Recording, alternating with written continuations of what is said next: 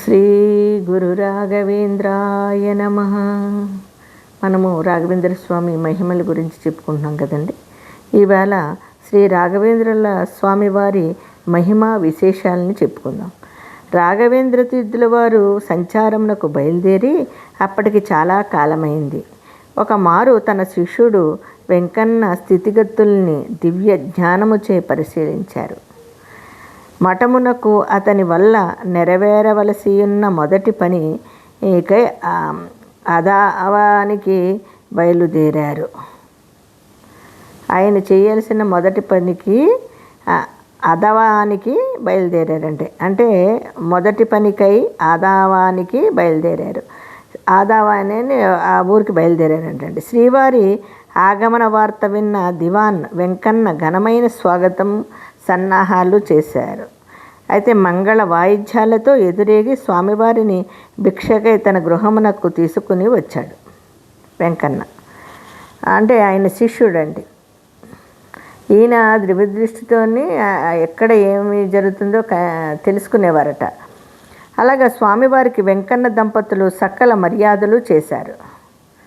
తమ యొక్క అపార అనుగ్రహము వల్లనే తానింతటి ఉచ్చస్థితికి రావటం జరిగిందని, స్వార్జిత ద్రవ్యములతో కొన్ని దినాలు శ్రీవారి సేవ చేసుకునే భాగ్యము కలిగించమని వెంకన్న వినయ విధేయతలతో గురుదేవులను అర్థించాడు. అందుకు శ్రీవారు అంగీకరించారు. ప్రతిదినము స్వామిని సేవిస్తూ తీర్థప్రసాదాలు స్వీకరిస్తూ వెంకన్న దంపతులు గొప్ప సంతోషాన్ని పొందారు. అదండి పొంది పరోపకార కాంక్షికైన దివాన్ వెంకన్నకు తన ప్రభువుకు కూడా గురుదేవుల అనుగ్రహాన్ని కలిగించవలసిందిగా కోరారు. ఒకనాడు రాజభవంతికి వెళ్ళి మసూద్ ఖానును కలిశాడు. తన గురుదేవులు విచ్చేశారని, వారు గొప్ప మహిమ గలవారని, వారిని ఒక మారు దర్శించవలదని విజ్ఞప్తి చేశాడు.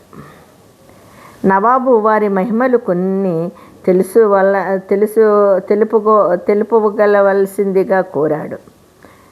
తెలుపవలసిందిగా కోరాడు. ఎవరు ఉండి నవాబు వారి మహిమలను కొన్ని తెలుపవలసిందిగా కోరాడు. వెంకన్న దివాన్ తనకు తెలిసిన శ్రీవారి మహిమా విశేషాలను ఈ విధంగా తెలుపసాగాడట. ఏ విధంగా తెలిపాడో చూద్దామండి.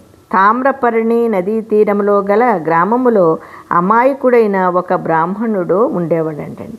అక్కడ ఆ బ్రాహ్మణ సంఘము వారు వెలివేయగా దయామయులైన స్వామి వారు ఆ బ్రాహ్మణునిపై శంఖోదకము చల్లి పవిత్రుణ్ణి గావించారు. శంఖంలో తీర్థం పోస్తాం కదండి, ఆ తీర్థాన్ని తీసి అతన్ని పవిత్రుని గావించారు. అందుకు నిదర్శనముగా నల్లని మసిగుడ్డపై ఆ శంఖోదకము చల్లటము వల్ల అది తెల్లగా మారింది. అబ్బబ్బబ్బబ్బ! ఆయన్ని పవిత్రం చేయడానికి ఆయన చూడండి, అందుకు నిదర్శనముగా అక్కడ నల్లని మసిగుడ్డపై ఆ శంఖములోని నీళ్లు చల్లంగానే ఆ గుడ్డ తెల్లగా అయిపోయిందంటండి. చూడండి, ఇప్పుడు ఇంకో రెండో విచిత్రం ఏంటంటే, సిరంగి దేశాయి అను మిడిమిడి జ్ఞానము గల మంత్ర సాధకుడు స్వామిపై సవాలు చేసినప్పుడు మహామంత్రోచ్చాటనము గావిస్తూ అందరూ ఆశ్చర్యపడే విధముగా రోకలిని చిగురింపచేశారు. రోకలి ఉంటుంది కదండి, దాన్నంట చిగురింపచేశారటండి. సిరంగి దేశాయి అను మిడిమిడి జ్ఞానము గల మంత్ర సాధకుడు స్వామిపై సవాలు చేశాడటండి. ఆయన సవాల్ చేశాడు. అప్పుడు మహామంత్రోచ్చాటనము గావిస్తూ అందరూ ఆశ్చర్యపడే విధంగా రోకలిని చిగురింపజేశారు. అప్పటికప్పుడు ఆయన పెద్ద వేరే అతను విర్రవీగుతున్నట్టే. అప్పుడు ఈ స్వామి చూడండి, ఆ ఒక రోకలికి ఎవరైనా చిగురిపిస్తారా? ఆయన దాన్ని చిగురింపచేశారటండి. ఇంకా మూడో విచిత్రం ఏంటంటే, చిత్రదుర్గములో సంసార మహాసముద్రంలో కొట్టుమిట్టాడుతున్న వెంకన్న అనేవానికి మోక్షాన్ని ప్రసాదించారు. మరి నాలుగోది ఏంటంటే, తమ శిష్యుడొకడు శోభ నంగదిలోనికి ప్రవేశిస్తుండగా, అదే తన శిష్యుడు ఒకడు శోభనం గదిలోకి ప్రవేశిస్తున్నాడటండి. అప్పుడు ద్వారము తగిలి మరణించినప్పుడు స్వామివారు అతనికి ప్రాణదానం చేసి బ్రతికిచ్చాడటండి. ఒక శిష్యుడు ఒక అతను పెళ్లి చేసుకుని శోభనం గదిలోకి వెళుతూ ఉంటే అతను ద్వారం తగిలి చనిపోయాడటండి. చనిపోతే అతన్ని ఆయన బతికించారట. అదేవిధంగా పండరీపుర ప్రాంతంలోని మరొక శిష్యుని భార్య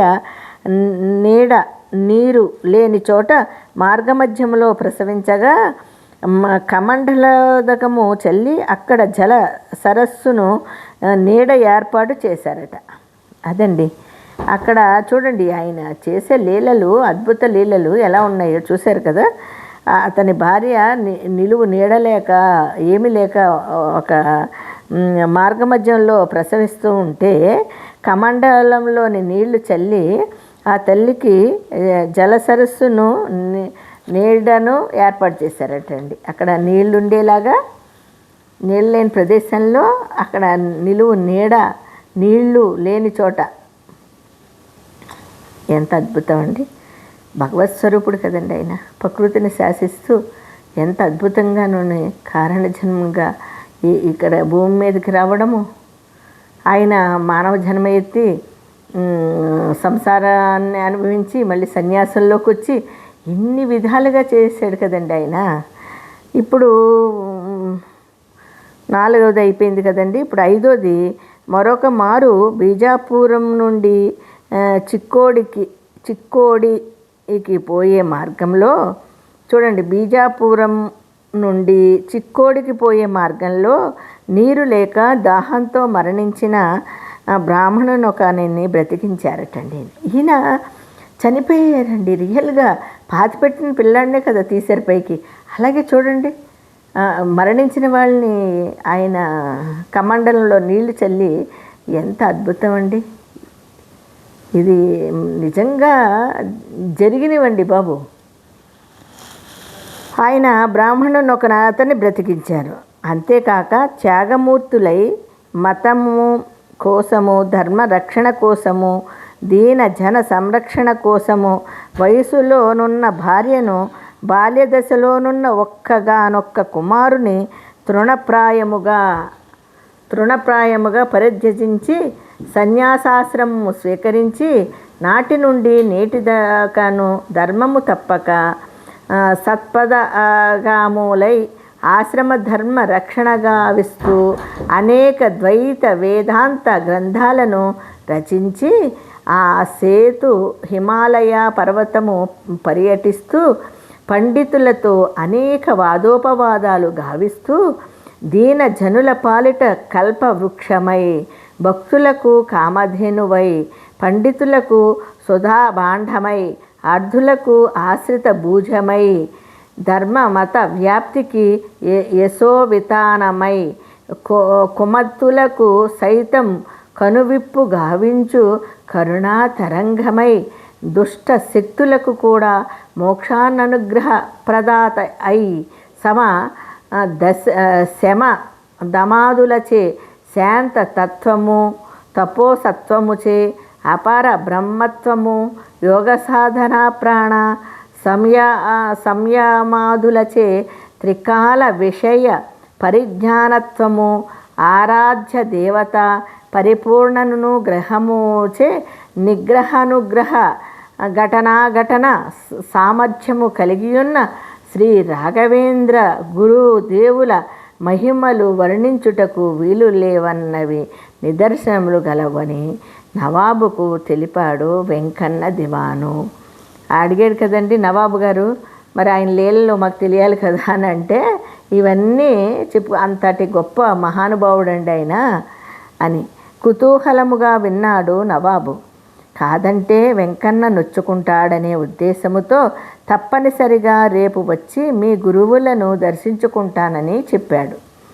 అప్పుడు దివాన్ను పంపించి వేశాడు. అతనిలో తామన ప్రవృత్తి అహంభావాన్ని రేకెత్తించింది. అతనిలోని తామన ప్రవృత్తి అహంభావాన్ని రేకెత్తించింది. తాను జాలి తలచి పైకి కొని వచ్చి విద్యలు నేర్పించి ఉన్నతోద్యోగము ఇచ్చి గౌరవిస్తే తనను మెచ్చుకోకుండా ఎవరో సన్యాసిని పొగుడుతున్నాడేమిటి ఈ దివాను అనిపించింది. అతనిలో పట్టుదల పెరిగింది. అదండి, వెంకన్నని తీసుకుని వెళ్తాడు కదా ఒక ఇతను. అప్పుడు అతను నన్ను పొగడట్లేదు, నేను ఇన్ని రకాలుగా వాడికి ఇచ్చాను కదా, ఉద్యోగం ఇచ్చాను, ఆశ్రమం ఇచ్చాను, అన్ని రకాల సౌకర్యాలు ఇచ్చాను, అయినా సరే వీడు నన్ను పొగడట్లేదు, వాళ్ళ గురుదేవులు ఒక సన్యాసిని పొగుడుతున్నాడే అని వాడిలోని అహంకారం ఉండిపోయిందండి. అహంకారంతో ఇలా అనుకుంటాడు. అయితే అన్ని మహిమలు గల ఆ సన్యాసిని దివాన్ ఎదుటనే పరిహసింపబడేటట్లు చేయాలని సంకల్పించాడు. మరుసటి రోజు ఒక బంగారు తట్ట నిండా వివిధ జంతువుల యొక్క మాంసఖండాలు, పక్షుల గ్రుడ్లు నింపి దానిపై ఖరీదు గల జరి అంచు మొకమల్ వస్త్రాన్ని కప్పి వీటిపైన ఏం చేశాడండి, ఏదో పెద్ద చెప్తున్నాడు కదా, సరే ఇతన్ని ఇదేంటో నేను చూడాలని ఈ నవాబు ఏం చేశాడండి, ఈ దివాన్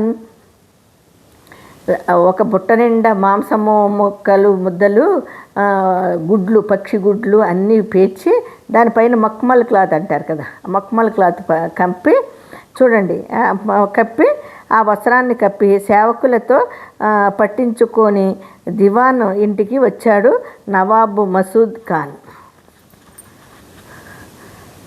వస్తాడండి. వచ్చిన తర్వాత కదా ఆయన మహిమ ఎలా ఉంటుందో మళ్ళీ రేపు తెలుసుకుందాం.